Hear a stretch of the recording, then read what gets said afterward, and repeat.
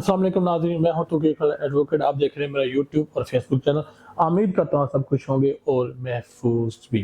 नवाज शरीफ ने बयान दिए हैं और नवाज शरीफ ने एक सेमिनार में बयान दिए हैं कि मुझे कहा जाता था कि आपके गले में रस्सी डालकर आपको निकाल देंगे, आपकी क्या मजाल है। और मैं 1999 में सुबह के वक्त प्राइम मिनिस्टर ऑफ पाकिस्तान था, जबकि रात को मुझे हाईजैकर बना दिया गया। अगर ऐसा ही चलता रहा तो हमें बहुत ज़्यादा खमेजा भुगतना पड़ेगा। इन हालात और वाक़यात में उन्होंने ये जो बयान दिए हैं, ये सीधा और सीधा क्रिटिसाइज़ किया है एस्टेब्लिशमेंट पर, पाकिस्तान की आर्मी पर। और जो कह रहे थे कि हम बयानियाँ लेकर आए हैं, वो अभी अपने बयानात से वापस नहीं हो रहे, वो डटे हुए हैं। कहीं ना कहीं उनके दिल में वो खलश है। और सबसे बड़ी बात उन्होंने कहा है कि 2018 में खान साहब को लाने वाले, खान साहब भी जिम्मेदार हैं और खान साहब को लाने वाले भी जिम्मेदार हैं। ये नवाज शरीफ के बयान हैं। ये खान साहब खुद भी जिम्मेदार हैं और खान साहब को लाने वाले भी। और डायरेक्ट उनका इशारा एस्टेब्लिशमेंट की तरफ, जनरल फैज हमीद की तरफ और जनरल कमर जावेद बाजवा की तरफ है। ये बयान थे जो कि उन्होंने एक कॉर्नर मीटिंग जो कि हो रही थी कारकुन की, उसमें उन्होंने बयान दिए हैं। ये 1999 में वो कहते हैं कि मैं प्राइम मिनिस्टर था सुबह के वक्त, जबकि रात को मुझे हाईजैकर बना दिया। किसने हाईजैकर बनाया? क्यों आपने परवेज मुशर्रफ के जहाज के साथ उसको कहा कि आप श्रीलंका चले जाएं, दुबई चले जाएं या कहीं और मुल्क इंडिया में चले जाएं, लेकिन पाकिस्तान में आपको आने की इजाज़त नहीं, या पाकिस्तान में नहीं आ सकते। आपने वो काम किया जिसमें आप हाईजैकर बने। और अब आप कह रहे हैं कि रस्सी डाल के, आप तब प्राइम मिनिस्टर थे, आपने क्यों नहीं आकर कौन को कहा कि मैं पाकिस्तान का प्राइम मिनिस्टर हूँ, जबकि मुझे कहा जा रहा है कि हम आपके गले में रस्सी डालकर आपको निकाल देंगे। आपने क्यों नहीं कहा? और अब आप ये बातें करते हैं, तब आप बातें की जब आप सीट पर बैठे होते हैं, तब आप क्यों नहीं बताते थे? और क्यों नहीं एस्टेब्लिशमेंट का वो चेहरा जो अवाम से छुपा रहा, जिसको खान साहब ने लोगों के सामने रखा, तब आपने क्यों नहीं बताया? अब आपकी बातों पे कोई कैसे यकीन करेगा? इन हालात और वाक़यात में आप वो अपना ट्रेंड बदल रहे हैं। और अगर आपने जोली में बैठ कर आना है तो फिर आप जोली में बैठ कर आए या मुखालफत करें। ये नहीं हो सकता कि मीठा मीठा तो खा लो तो फीका फीका थू थू, यानी कड़वा जो थू थू, ये नहीं हो सकता। आपको हर चीज़ आपकी मर्जी के मुताबिक नहीं मिलेगी। आपको जो बयानात आप दे रही हैं, या तो आप खुलकर उनकी खिलाफ वर्जी करें एस्टेब्लिशमेंट की, तो या खुलकर उनकी गोद में बैठ जाए, जैसा कि आप एग्रीमेंट करके आप पाकिस्तान में आए हैं। और बिलावल ने ट्वीट किया है, जो कि फाइन चल रही थी कि बिलावल अपने पापा से नाराजगी के बाद, उनके अहमद में कैरेक्टर के बाद दुबई चले गए हैं। और पीछे ही उनके दुबई जाने के बाद आसफ अली जरदारी भी चले गए। उनका फैमिली का गैदरिंग थी, जिसमें उनकी खाला आई हुई थी।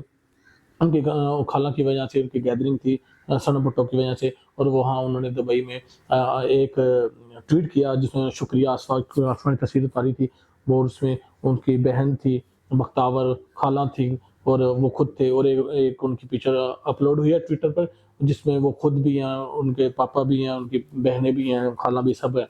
तो इससे जो अफवाहें थी, और उन्होंने कहा कि हेडलाइन पे ना जाए, हम एक हैं, हम सभी एक हैं, कहीं किसी किस्म का कोई मसला नहीं है।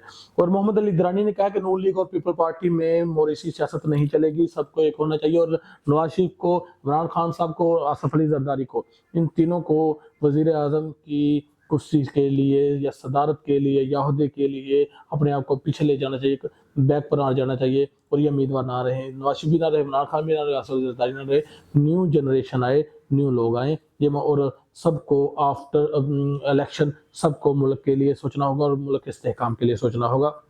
और आसफ अली जरदारी ने सियासत में एंट्री डाल दी है। अपने तमाम जो प्रोविंसेस हैं उनमें कमेटीज़ बना दी है। पंजाब की कमेटी बना दी है, KPK की कमेटी बनाती है, बलूचिस्तान की कमेटी बनाती है, सिंध की कमेटी बनाती है। और उसमें 3-3, 4-4 मेंबर शामिल कर दिए हैं, जो कि इंतखाबी, लायाअमल और मंशूर बनाएंगे। और हुकूमत शफाफ इलेक्शन कराएगी। ये निगरान प्राइम मिनिस्टर अनवर काका साहब ने कहा है। और उन्होंने यह कहा कि PTI पर किसी किस्म कोई पाबंदी नहीं है, जलसे जुलूसों की कोई पाबंदी नहीं है, उनको लेवल प्लेइंग फील्ड मिली हुई है। और सबसे इम्पोर्टेंट बात जो उन्होंने कही है कि हुकूमत ने तब क्यों नहीं बुलाती, जब 29 नवंबर को इस्लामाबाद हाई कोर्ट के जस्टिस मोहतरम अख्तर कियानी ने इनको बुलाया है care taker prime minister Pakistan को। और उन्होंने बयान दिया है कि जब तलबा, जो शिदत पसंद तलबा हैं और या इनके तंजीमें हैं बलूचिस्तान की शरपसंद, वो जब तालिब इल्मों को कत्ल करते हैं या मजदूरों को कत्ल करते हैं या बलूचिस्तान के अवाम को कत्ल करते हैं, तो तब ये अदालतें कहाँ होती हैं? अदालतें तब उनको क्यों नहीं बुलाती? और 29 नवंबर को वो नहीं आ सकते, क्योंकि 29 नवंबर को वो पाकिस्तान में नहीं है। इसलिए पाकिस्तान में ना होने की वजह से वो पाकिस्तान से बाहर है, वो नहीं आ सकते। ان سے ایک دن پہلے سرفراز بگٹی نے بیان دیا تھا کہ عدالت کو نہیں بلانا چاہیے پرائم منسٹر کو یا ہمیں، کیونکہ انہوں نے پرائم منسٹر کو صاحب وزیر داخلہ کو بلایا ہے اور انہوں نے کہا تھا کہ ہمیں نہیں بلانا چاہیے، اور کہا تھا کہ جو اختیارات یا جو سہولتیں عمران خان کو ملی ہیں میں نے اپنی زندگی میں نہیں دیکھا، اور عدالتوں کا یہ لاڈلا ہے۔ اور جب یہ سوال کیئر ٹیکر پرائم منسٹر سے کیا گیا تو انہوں نے کہا میں ان کا وزیر داخلہ کا ترجمان نہیں ہوں، وہ میری کابینہ کے ممبر ہیں تو، لیکن میں ان کا ترجمان نہیں ہوں۔ ان حالات و واقعات میں آنے والے وقت میں کیا ہوگا ہم آپ کو بتاتے رہیں گے۔ اللہ حافظ۔